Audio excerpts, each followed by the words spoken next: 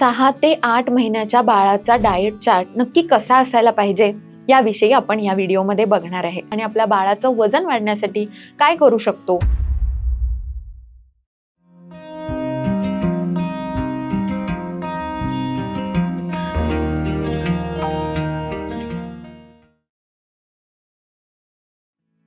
सहा महिने पूर्ण झाल्यानंतर आपण बाळाला खायला चालू करतो. हे चालू करत असताना आपल्याला काही नियम लक्षात ठेवायला लागतात. ते म्हणजे एखादा नवीन पदार्थ चालू केल्यानंतर किमान 3 दिवस किंवा 3 ते 5 दिवस आपल्याला तोच पदार्थ त्याच वेळेला 3 ते 5 दिवस द्यायचा आहे. त्यानंतर आपण नवीन पदार्थ इंट्रोड्यूस करायचा आहे. याच्यामुळे त्या पदार्थाला काही ॲलर्जी आहे का हे आपल्याला समजून येतं. याशिवाय डाळीचं पाणी किंवा भाताची पेज द्यायची का? तर माझं मत आहे अजिबात नको. डाळीच्या पाण्यामध्ये कोणतेही न्यूट्रिएंट्स नसतात. याच्याऐवजी तुम्ही ती डाळ अतिशय जास्त मॅश करून आपल्या बाळाला सुरुवातीला खायला देऊ शकता. आता पहिल्यांदा आपण 6व्या महिन्याचं बघूया. एका महिन्यामध्ये 4 आठवडे असतात. तर या 4 आठवड्यांमध्ये आपल्याला कशा प्रकारे खायला द्यायचं आहे. पहिला आठवडा जेव्हा तुम्ही चालू करणार असता तेव्हा मी म्हणेन की सगळ्यात पहिल्यांदा भात अतिशय जास्त शिजवून, शक्यतो इंद्रायणी तांदूळ, कारण तो थोडासा चिकट असतो आणि लवकर शिजतो, भरपूर पाणी घालून आपण त्याला शिजवू शकतो. परंतु मिक्सरचा वापर शक्यतो टाळा. तुम्ही हाताने मॅश करू शकता किंवा कधी कधी गाळणीचा वापर करून सुद्धा आपण ते मॅश करू शकतो. त्याची कन्सिस्टन्सी इतकी असली पाहिजे की चमच्यामध्ये घेतल्यानंतर लगेच खाली पडलं नाही पाहिजे. थोडंसं सेमी सॉलिड अशी कन्सिस्टन्सी आपल्याला करायची आहे. तर हा भात आपण पहिल्या दिवसापासून ते 5व्या दिवसापर्यंत रोज भात देत आहोत. आता हा नक्की कधी द्यायचा? तर बाळ उठल्या पहिलं अन्न हे सेमी सॉलिड फूड असायला नको. तेव्हा आपण आईचं दूध किंवा जर तुम्ही फॉर्म्युला फीड देत असाल तर फॉर्म्युला फीड देऊ शकता. आणि त्याच्यानंतर शक्यतो एक 9 ते 11च्या दरम्यान जेव्हा बाळ थोडंसं ॲक्टिव्ह असतं आणि नवीन गोष्टी ॲक्सेप्ट करायला तयार असतं तेव्हा आपण नवीन पदार्थांची सुरुवात करू शकतो. याच्यानंतर इव्हिनिंगच्या टाईमला म्हणजेच शक्यतो बाळ झोपेतून उठल्यानंतर थोडंसं खेळल्यानंतर तेव्हा सुद्धा बाळ उठल्यानंतर सुरुवातीला आपण आईचं दूध ब्रेस्टफीडिंग देऊ शकतो आणि त्याच्या 1-1.5 तासानंतर आपण नवीन पदार्थ इंट्रोड्यूस करू शकतो. ते पण आपण 4 ते 6 या दरम्यान, म्हणजे तुमच्या बाळाच्या नॅप टायमिंगनुसार आपण त्यामध्ये बदल करू शकतो. 4 ते 6 वाजताच्या दरम्यान जेव्हा बाळ थोडंसं ॲक्टिव्ह असतं तेव्हाही बाळ थोडं काही नवीन गोष्टी एक्सपोजर व्हायला रेडी असतं. अशा वेळी आपण नवीन पदार्थ इंट्रोड्यूस करू शकतो. तर इव्हिनिंग टाईमला शक्यतो एखादी फ्रूटची प्युरी आपण बाळाला देऊ शकतो.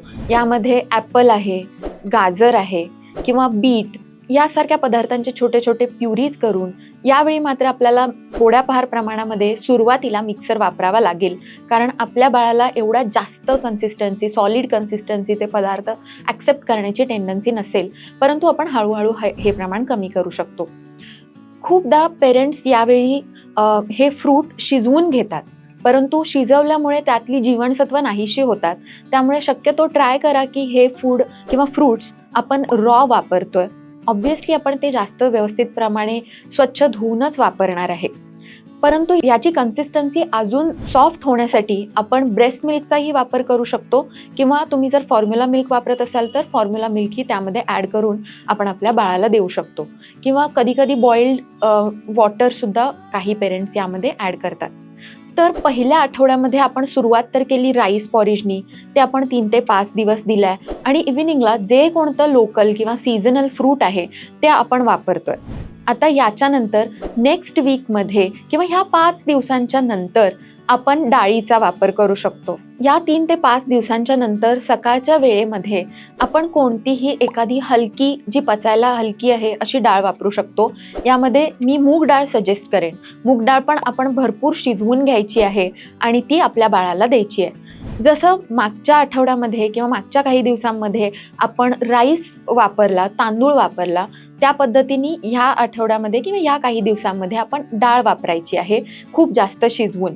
तुमच्या लक्षात आलं असेल की पहिले 2 आठवडे म्हणजे बाळ 6 महिने पूर्ण झाल्यानंतर पहिले जे 2 आठवडे आहेत यामध्ये आपण एक सिंगल पदार्थच वापरलाय. म्हणजे सुरुवातीला फक्त आपण भातच वापरला, त्याच्यानंतर फक्त आपण डाळच वापरली. किंवा फ्रूटमध्ये इव्हिनिंगच्या वेळी एखादं पहिल्यांदा जर गाजर वापरला असेल, नेक्स्ट काही दिवसांनी आपण बीट वापरला असेल, पण हे पदार्थ आपण मिक्स नाही केलेत, कारण आपल्याला बघायचं आहे की बाळाला कोणत्या एखाद्या पदार्थाची ॲलर्जी आहे का, ह्याचं टेस्टिंग आपण ह्या पहिल्या 2 आठवड्यांमध्ये करत असतो. यावेळी आपल्याला आईचं दूध किंवा फॉर्म्युला मिल्क देत असाल तर ते कंटिन्यूस ठेवायचं आहे, कारण बाळाला मिळणारी खूप सारी शक्ती ही आईच्या दुधातूनच किंवा या फॉर्म्युला मिल्कमधूनच मिळणार असते. या 2 आठवड्यांच्या कालावधीमध्ये आपल्याला केवळ 1 ते 2 चमचे जरी बाळाने हे पदार्थ खाल्ले तरी अगदी पुरेसं आहे. आता हे 2 आठवडे झाले. याच्यानंतर 3ऱ्या आणि 4थ्या आठवड्यामध्ये काय करायचं आहे, तर अगदी सोपं आहे.